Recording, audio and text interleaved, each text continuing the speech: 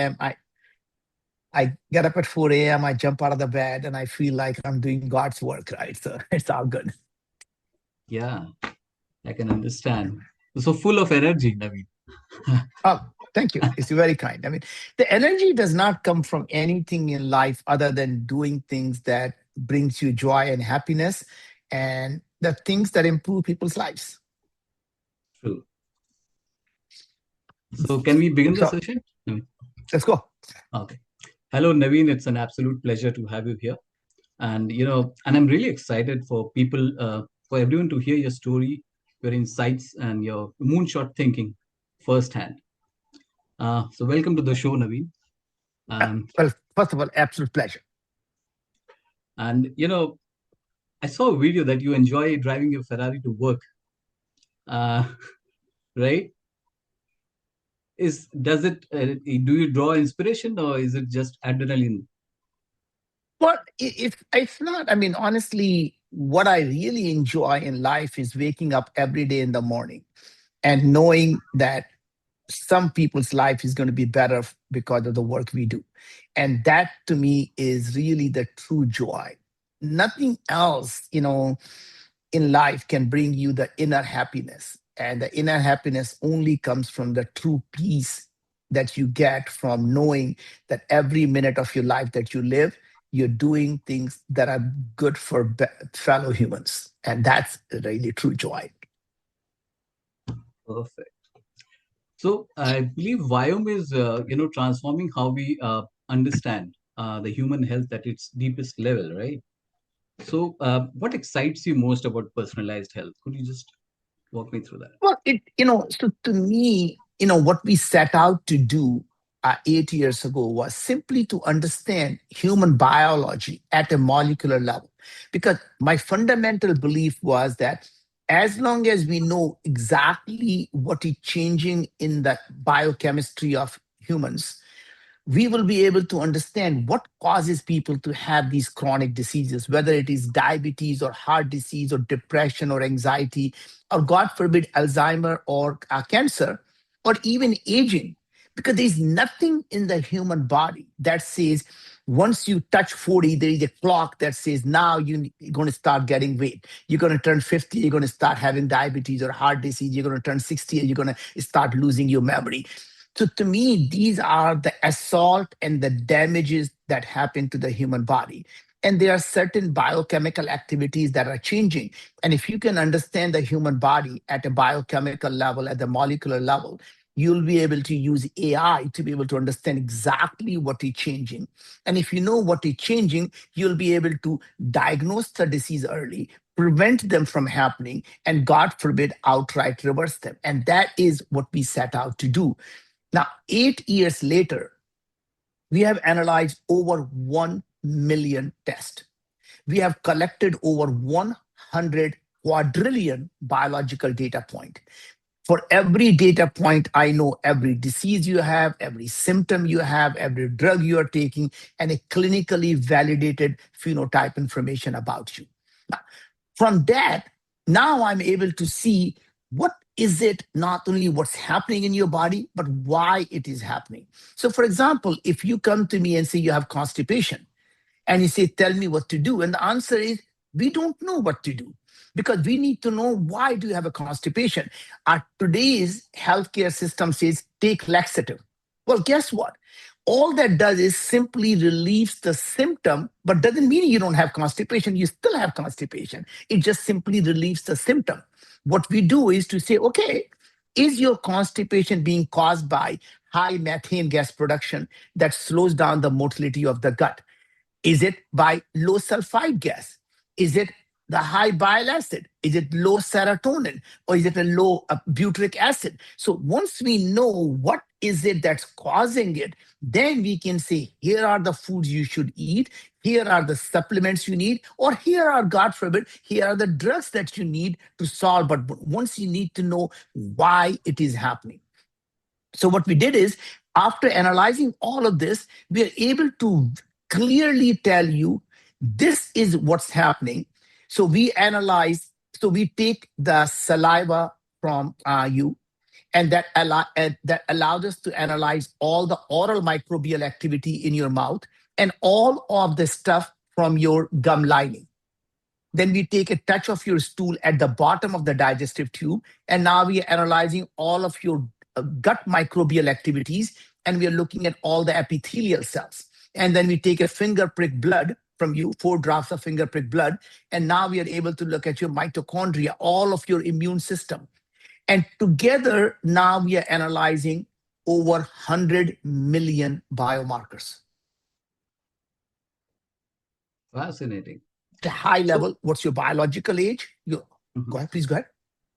No, please go ahead. Naveen. Sorry. So, what's your biological age, your cognitive health, your heart health, your gut health, your oral health, your immune health? Or if you want to be nerdy, I can tell you your putrescine production, your LPS production, and your sulfide production, your uric acid production. Then I can say, hey, don't eat avocado right now because your uric acid production is too high. It is going to end up turning into a gout. Or don't eat spinach or almonds right now because your oxalates are not being degraded. You're going to get a kidney stone. Or don't eat broccoli or cabbage or Brussels sprout because your sulfide production is too high. And these foods are very high in sulfate, is going to cause you harm. So we can tell you what foods to eat and why, what foods not to eat, why, and a science paper for it. So every single recommendation we make, we show you the science paper. Every single say, now we go through the next part. After these foods, you need 22 milligram of lycopene every day. Make sure you take 89 milligram of amylase every day. You take 33 milligram of elderberry every day. Mhm. So we walk you through every vitamin, mineral, herbs, digestive enzyme, amino acid, and then we custom formulate those supplements just for you every month. So this is what that looks like. These are my personalized supplement. It says manufactured on. So these are made for me every month. And then I get the same thing, my personalized probiotics and prebiotics. So these are my personalized probiotics and prebiotics for my gut. I get my personalized oral lozenges that are made for me for my oral microbiome. And then we go a step further and say, these are my personalized toothpaste for morning and evening designed for me based on my oral microbial activity. And what we did is we proved with a double-blinded placebo-controlled studies that when you take the personalized nutrition and personalized supplement, your A1C in 90 days came down, people who were pre-diabetic, by 0.42 in 90 days, right? For pre-diabetic. For people who had IBS, 64% of the people became healthy compared to 10% on placebo. For depression and anxiety, we showed that 72% of the people became healthy compared to 28% on placebo. So when the food is indeed a medicine that can heal you, and that's really what the personalized health and personalized medicine is all about. That's interesting. You're offering 360-degree service basically, right? Right from the collection of the samples at home and to the providing the solutions also, right? That is That's correct. interesting. I believe it will have a profound effect on the IBS, people who are suffering from IBS, right? Yes. You can have IBS-C or IBS-D or IBS-M. And once you, because IBS is really interesting. Obviously, it's a digestive issue, but there is a lot of gut-brain connection in the IBS, right? So not only that people who have IBS have anxiety, but people who have anxiety also end up having an IBS, right? So, and interestingly, once you fix the gut, your actual anxiety disappears. Naveen, what I find fascinating about your work that, how your work bridges space, health, and purpose. So, many people actually pick up one mountain to climb and you pick the whole range. So, how does it happen? I mean, you're a CEO of Viome, MoonExpress. Can you just explain? Sure. It is every decade of my life. And I think this is something I hope everyone who's listening to it find the same inspiration in themselves, is that it's never about doing some things to create a business. When you start to do something, ask yourself 3 questions. Why this? Why now? Why me? And why this is really simple. You say, God forbid I am actually successful in solving the problem that I set out to solve. Would it help a billion people live a better life? And it's not because I'm somehow philanthropic person and I want to do good for the humanity. Everyone does. But the real reason really is anytime you can build any product, any service that can help a billion people live a better life, you can create $100 billion company. But you never wake up in the morning and say, what should I do to create $100 billion company? Making money is simply a byproduct of doing things that make people's life better. And because when you make someone's life better, they become your loyal customer, and now you have a real business. So that's really simple. So now, whether I am now looking at space exploration, I don't look at space exploration as a way thing to do. To me, that's a means to an end. What's an end? Can we now bring the helium-3 as a resource to power the fusion reactor so we can have a clean energy for the planet that can help a billion people live a clean, in a nice environment. So I'm never focusing on what I do. I focus on what would it do if it is successful. And that's if you think about that way, I only do one thing.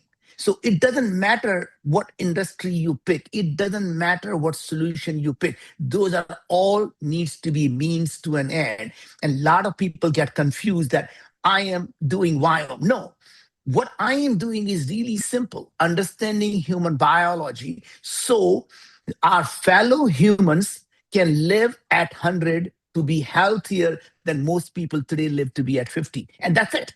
And everything else I do is towards that end. Great. You know, I read someone that about your quote that you said illness is optional.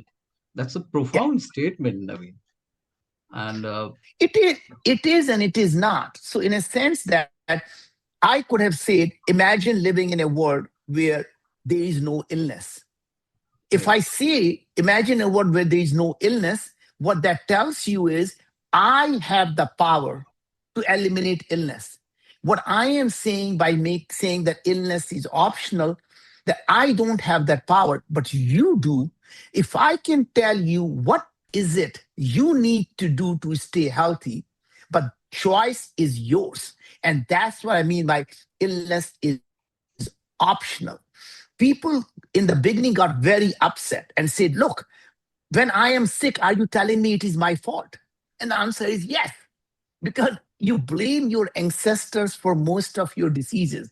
You say, oh, I got a bad luck, I have bad genes. No, sir, you're making bad choices.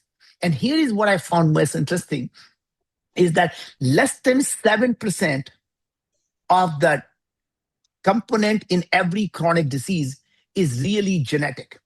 93% is lifestyle. It is the food we eat every day. It is the stress we put our body through. It is the exercise we don't do. It's a lack of sleep and it's a lack of purpose. Those are the things that are causing you to live actually less healthier. And that is what happens is that, and then we say, well, I have bad genes.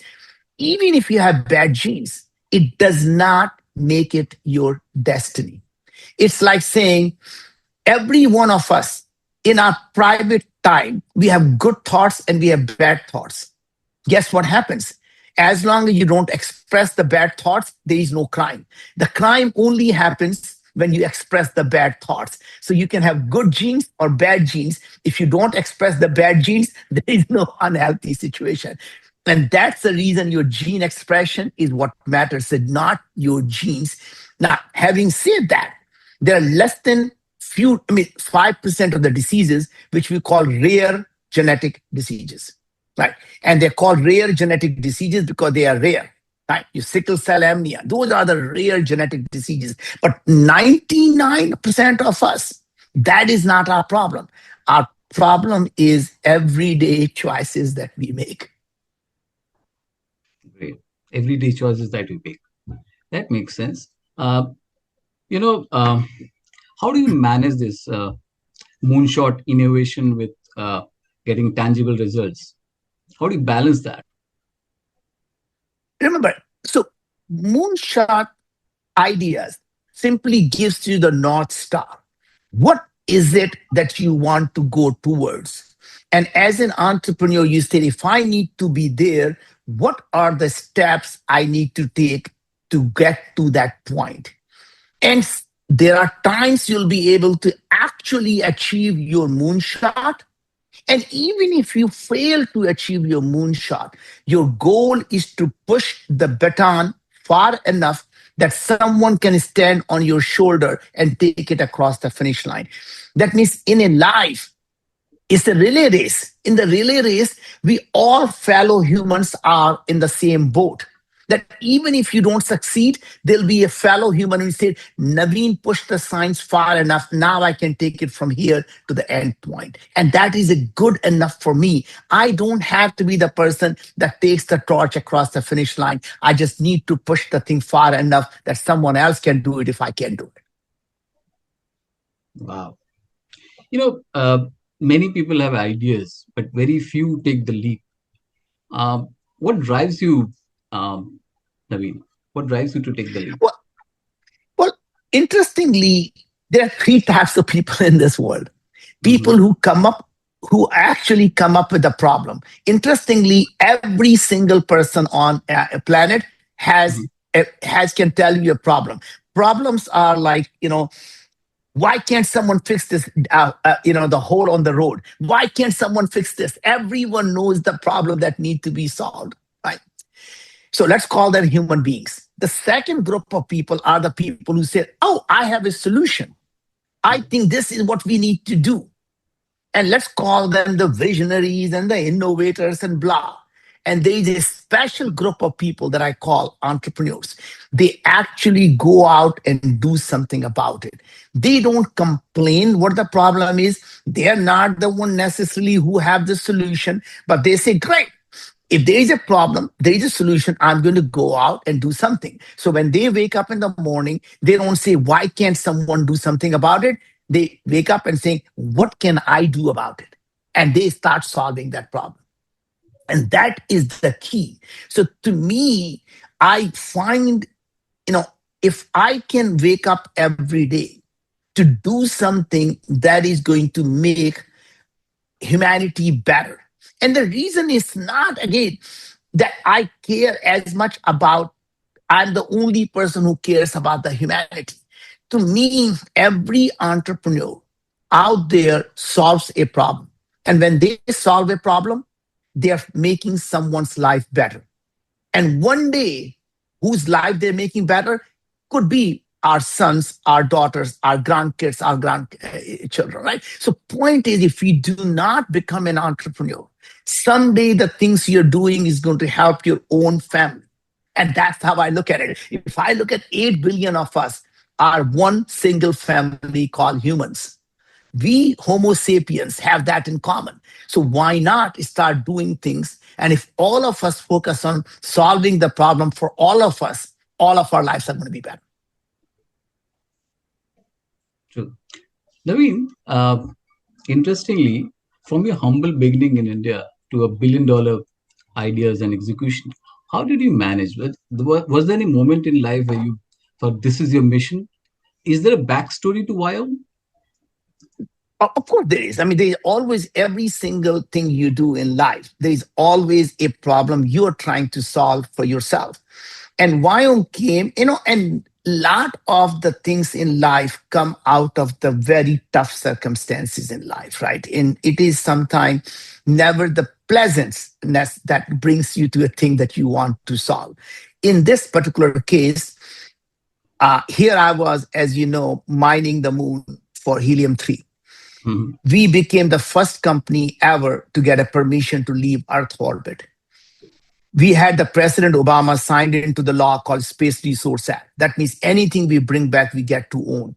We became one of the 6 companies to get a $2.6 billion NASA contract. I was, I would be feeling on the top of the moon.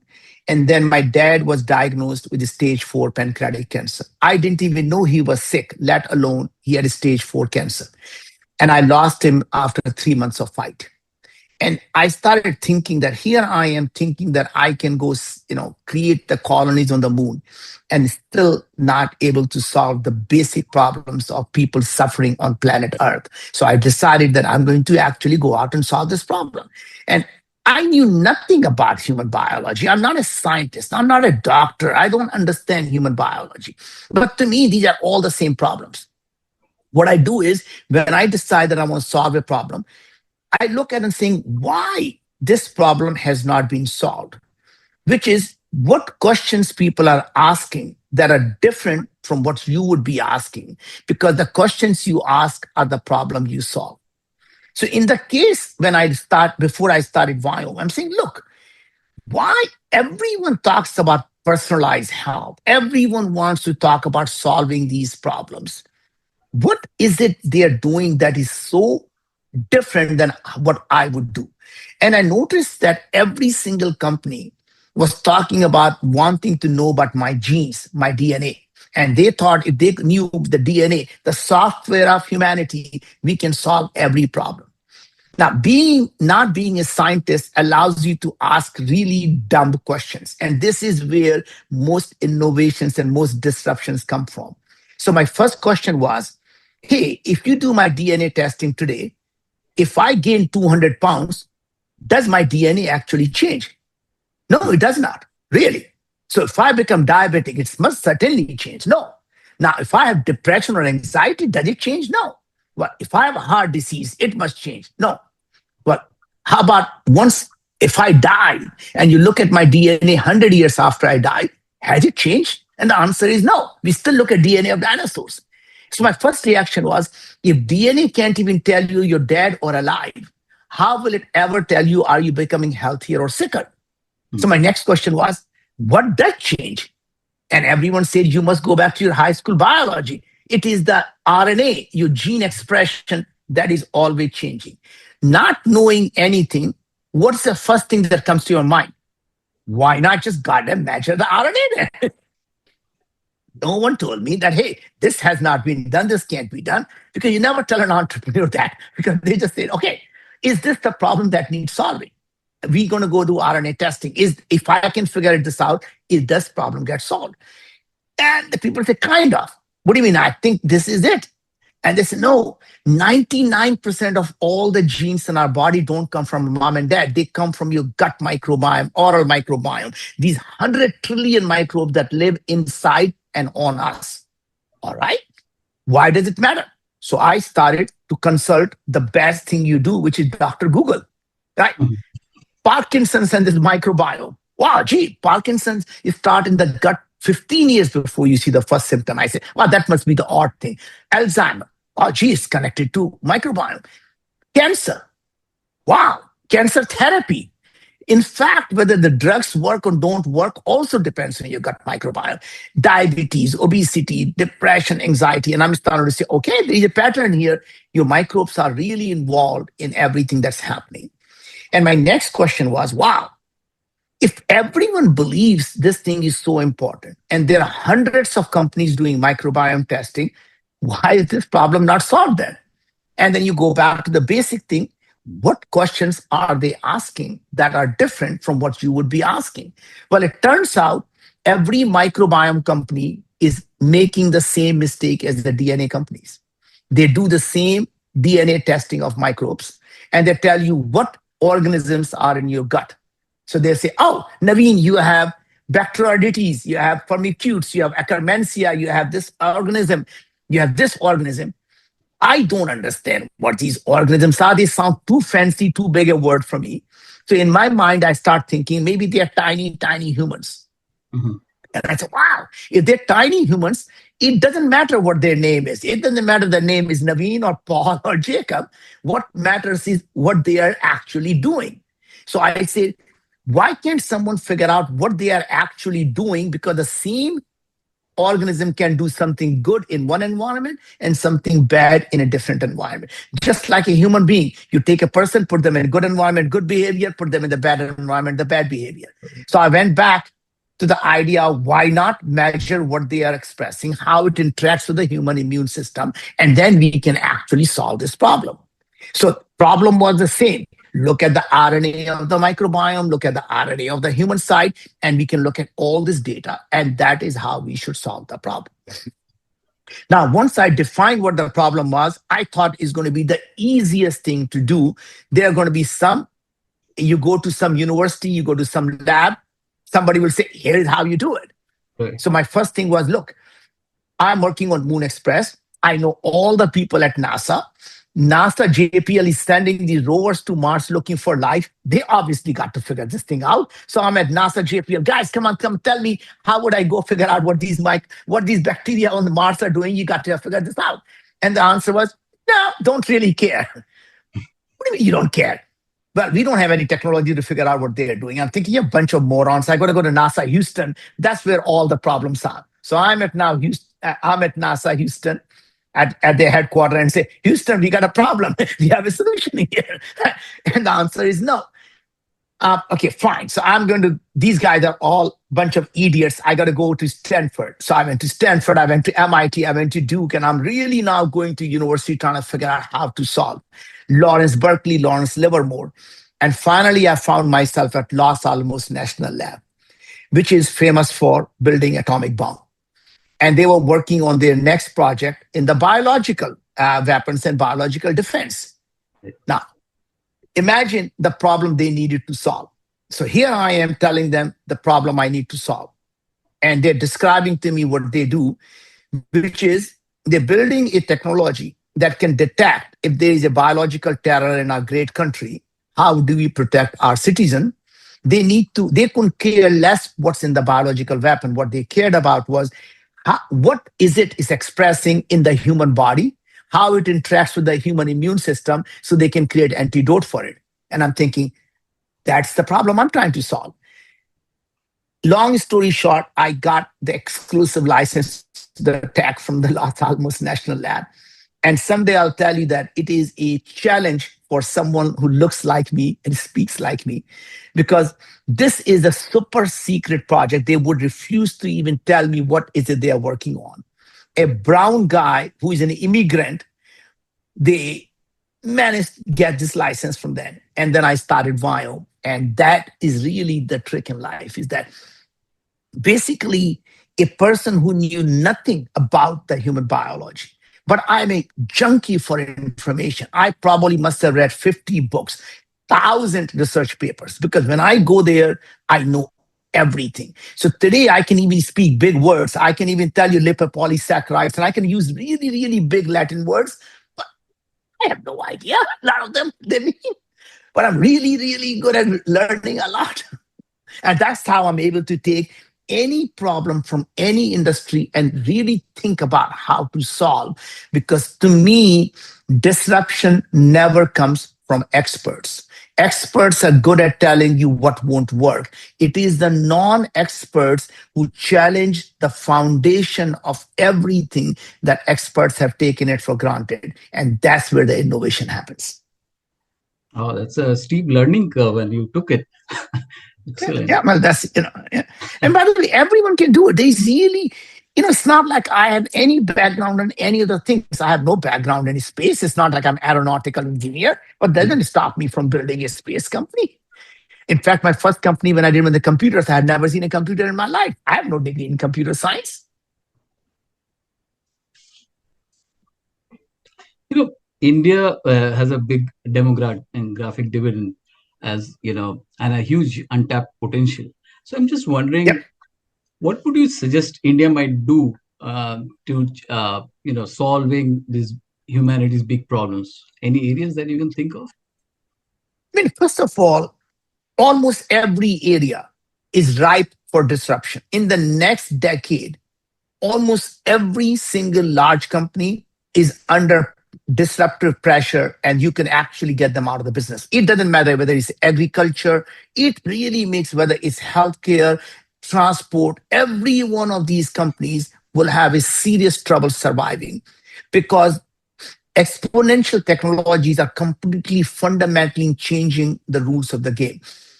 So, especially in India, which completely bypassed the wireline revolution and became the Mhm. company that's ahead in the wireless than any other country, because they didn't have to have a baggage of wireline, right?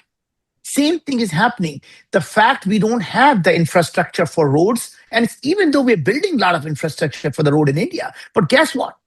You can build the drone infrastructure better than any other country because it's a necessity. And here's the beauty: India has an advantage that they're not taking advantage of. Every mile, there are a million people. Literally, you don't have to travel a long distance. You can build the drones that can supply every mile, and you're serving 100,000 people. It doesn't matter what city you go to, you're serving 100,000 people. You couldn't do that in the US, right? Now imagine you can also bypass all the traffic by simply building the vertical takeoff and landing autonomous drones for carrying people around, right? So you can build the infrastructure that the whole world would want. Right? Imagine in the warfare what's happening. The whole defense industry is completely falling apart. And you look at the Russia, Ukraine, humans are not the one fighting the war. It's the drones that are fighting the war. It's the biggest navy in the world. The Russian Navy had to track because a tiny 2,000, 10,000 people autonomous thing was killing these multi-billion dollar tanks that were sitting there in the ocean, right? So my point is the whole world is completely changing. Every entrepreneur can go out and create solutions that never existed. You could look at agriculture, how to get the more yield out of the agriculture, analyze the soil of the things. You don't need to put all the synthetic fertilizer. You can allow the microbiome of the soil to create the nitrogen and fertilizer. You can increase the crop of the thing. And by the way, it will be insect resistant. So to me, the reason it's not happening in India because there is no culture of innovation. And the reason is people are told if you fail, you are a failure. If the things you start don't work, you are a failure. As opposed to saying in life, failure only happens when you give up. Everything you try, think of startup, think of entrepreneurship as an experiment. In that experiment, there are two outcomes, outcome A or outcome B. They're not success or failure, they're outcome A or outcome B. When outcome A happens, you do C. When outcome B happens, you D. You do D. That's all it is. That means every outcome gives you the next thing to do, and that outcome gives you the next thing to do. There is no failure here. Right. And that's why when you ask Thomas Edison, he say, did you not fail 10,000 times? He said, no, my 10,000 experiments allowed me to find exactly how the light bulb needs to work. And everything was just simply an experiment.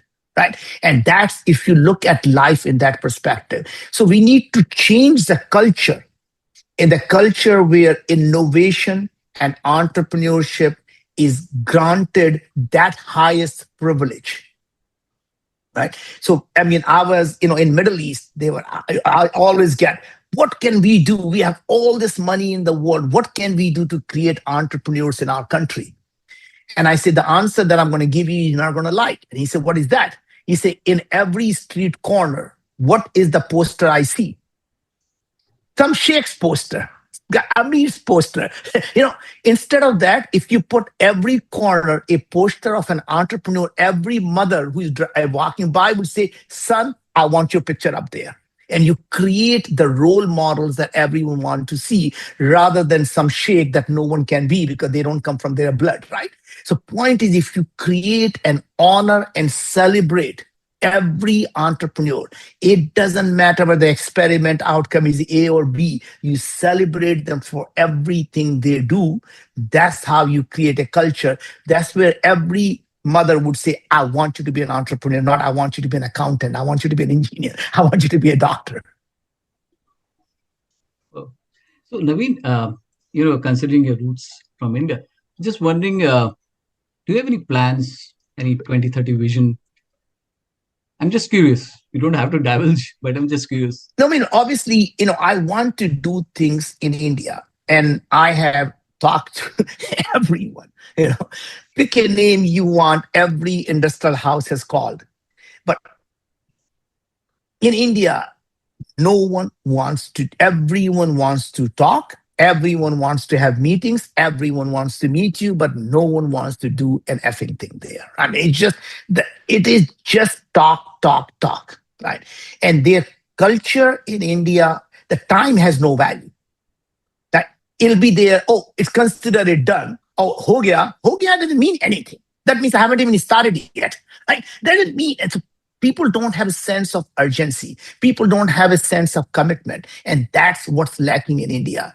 Yet there's a very good chance we're going to do something in India, and I just don't know how and why, with who yet. But I probably talked to everyone that you could possibly imagine, from Tatas to Ambanis to pick a name you want. Okay, coming to this favorite segment of ours, we do a Yeah, rapid fire question. I'll please just do. so are you ready? Yeah. So Yes. one app you can't live without. I would say that has to be my sleep app. So know exactly how I'm sleeping because it's that important to me. And my so it is my fitness app that tells me how much am I walking, how much am I working out, how many calories I'm working, and how I'm sleeping. Your favorite way to recharge, meditation or It's so my favorite to recharge is to find myself just so busy that I don't find a minute in my life because then I'm in a meditative state. wow, that's coming from an entrepreneur. Your favorite city in the world. Oh my God! It is oh God, I love hot weather, so I personally find myself at peace. We have a home up in the British Virgin Islands, and that's the place I find most peace at. And if you weren't for an entrepreneur, what you would be doing tomorrow? I would be evangelizing. I would be a preacher because at the end of the day, everything in life is about inspiring people to do great things. And if the aliens were to land tomorrow, which of the Yeah. ventures would you take them to first? I would first of all show them that how humanity is just so amazing and they're so fortunate to be amongst us because we can teach them a lot about why we as fellow humans can do the great things and yet are so uncivilized that we don't mind killing each other. Coming to my favorite question that I ask every guest. If your life story had to be, compact in 280 characters, what would be your legacy tweet? My legacy to it will be that a great father, a great fellow human who dared to think big and think counterintuitively to solve some of the problems that most people did not dare thinking about. Any message for Homecare Association of India? Well, my message will be, dream so big that people think you're crazy and never be afraid to fail because the only time you fail in life is when you give up. So just never give up. Find something you're willing to die for and live for it. Thank you, Naveen. It was a pleasure Thank, having you here. Thanks th- for your time. thank you very much. Thank you, Naveen. Thank you. Thank you.